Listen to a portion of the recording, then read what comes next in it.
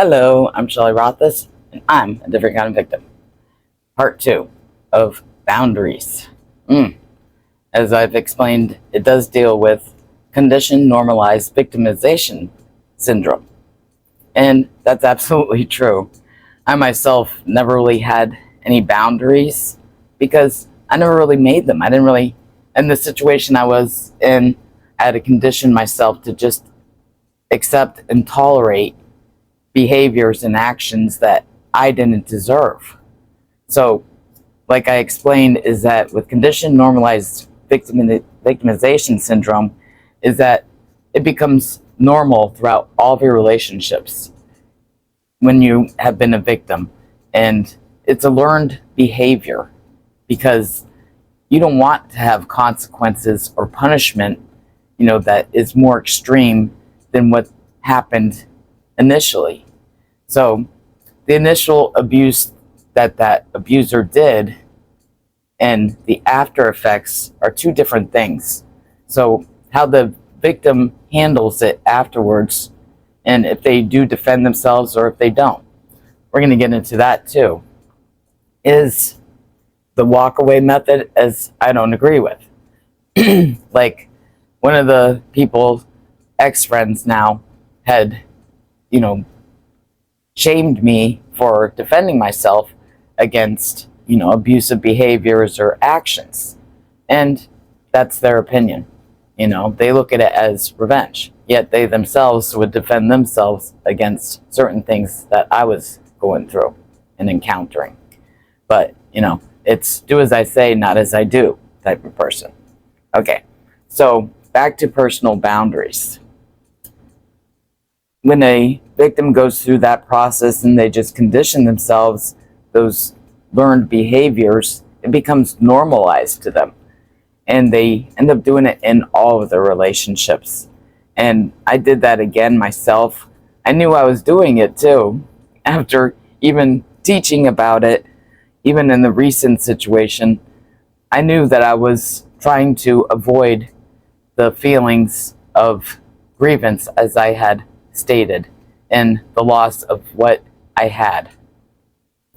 Also, I had, realized recently, based on talking to a friend, is that I had also bypassed certain things as to what had happened before that situation, as to what, led up to the main situation that was the recent one that I was discussing recently. So there's a lot of things that I need to do for myself for having more healthy relationships that are more positive. And that's where I came to realize that, my friend Nina's advice is for writing down my personal boundaries. And I really had to think really hard, and I realize now why it's important. I also learned that everybody has different personal boundaries that they need for themselves. It doesn't mean it would work for somebody else, but it's your own. And that's where I saw, with my friend Karen, and explaining that to me in a different type of situation based upon forgiveness and whether or not to forgive somebody. Everybody has their own personal opinion based on your situation. They'll say, you should never forgive that person for doing that, period. But it's actually, of course, that would be my decision and that person's decision if that was their situation as to whether or not they will ever consider having that person who hurt them back into their life. That's their personal choice. And that's where personal boundaries comes in too, as to whether or not you're going to tolerate somebody, if you're going to give them another chance, or if it's a boundary that you personally find unforgivable. It's your choice to do it. Many people will judge you and say, God, you're just so harsh. But you know what? Those personal boundaries is what is going to help you have more healthy and fulfilling and positive relationships that involve respect, and also the word respect that you deserve and is needed in a healthy, fulfilling relationship that is positive. So I'm going to continue with the personal boundaries that I have written out recently based upon the recent incident and also comparing it to the other two, which was the 3 alcoholics and the online bullying incidents in regards to how it affected me. So let's go on. If you can't trust me, then that person doesn't have any place in my life. I had 3 people who claimed to be my friend who implied or even accused me of lying about situations that happened to me. The first person was Lord Dopshara. He first told me what happened to me is wrong and I shouldn't tolerate it. He then questioned me as for whether or not I am being honest about what happened to me. He then ended up putting his drug habit above everything else and backstabbed me by going around to many others and lying to them about me and my situation. He did this purposely to cause me more pain than I already am going through. Although those who also claimed to be my friend and care about me that believed those lies also showed me their true colors. Again, that's where Karen's quote is, to those people, thank you for showing me your true colors. Recent example would be my friend Tahid's aunt, who had come to me offering to be there for me and to support me. She turned on me based on non-factual things that is the most common imbecilic assumption in situations such as mine. This common imbecilic assumption is that they judge a person's ability to cause harm to others based on the many masks that abusers use to hide their true colors from others. She also took the word from someone who she doesn't know well based upon the lies that they purposely told her in their attempts to harm me more. Well, I have a new boundary that I will never tolerate from anybody ever again. I will never tolerate someone who would easily believe lies and turn their back on me based upon their false assumptions about me. Now, friendship and respect totally ended. Not forgivable in my personal book for who is worthy or deserving of having any place in my life. That's absolutely correct. Before, I was just stating how I will not tolerate or accept or befriend somebody who interfered with the relationship that was valuable and important to me. My new one is that I will not tolerate someone who would actually believe lies about me and turn on me and even attack me, unfriend me, all based upon lies that they believed. So why should I be with somebody that doesn't trust me when I had been honest with them and given them my heart? That's what I've been told by even other mental health professionals and people in that field.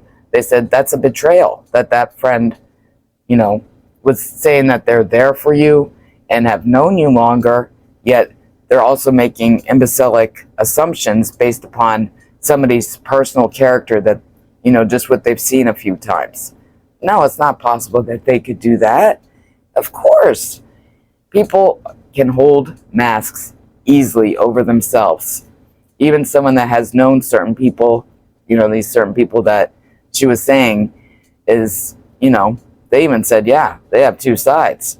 But this person who actually has known me longer and has spoken to me more personally actually is questioning me now as to whether I'm being honest or not, based upon an assumption of talking to somebody a few times that seemed to be nice.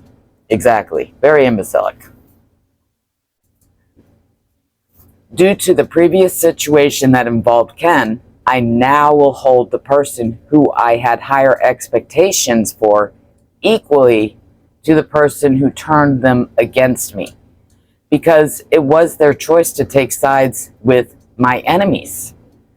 This is where I prove that assaholics will go after who they know that victim is closest to as a means to try and harm the victim more. The word try is the key word to this, because the person who that victim is close to does have the choice to take part of that assaholic's attempts to harm that victim.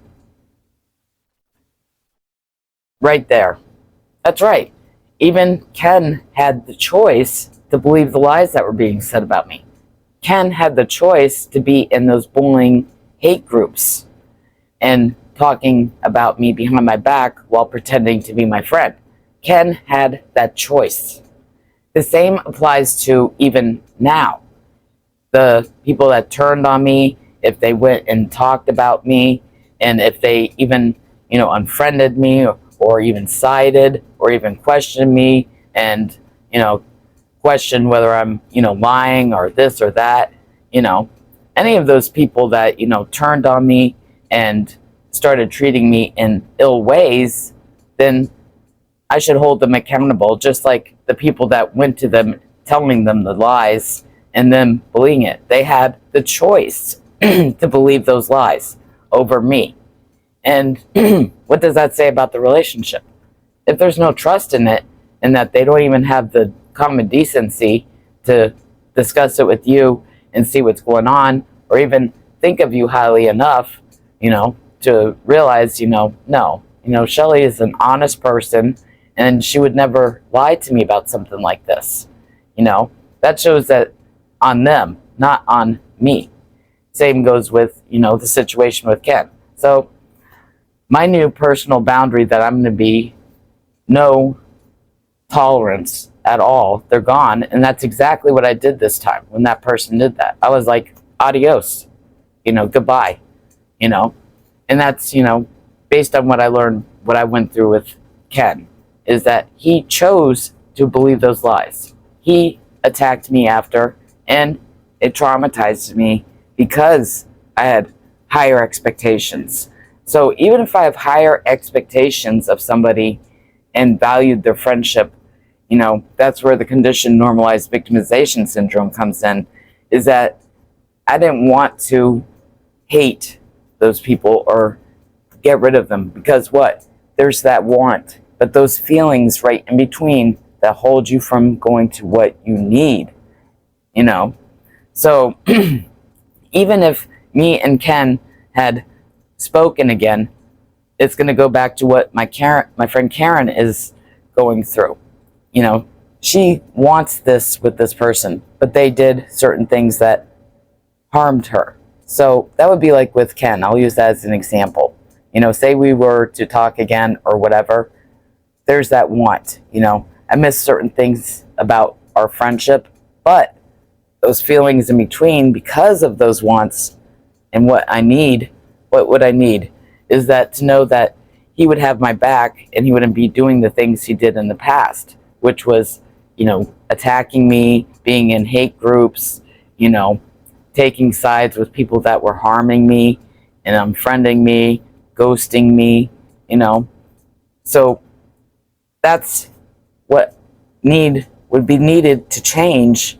And if that doesn't happen, and they don't show that or change those behaviors, my wants and the feelings in between, I gotta push them aside and actually have self-confidence and self-respect to stand up and say no, just like Karen would say no. If you can't do that, then I'm gone. That's right. So I'm going to stop it here for now. I'm Shelley Rothus, and I'm a different kind of victim. See you for part 3 on personal boundaries.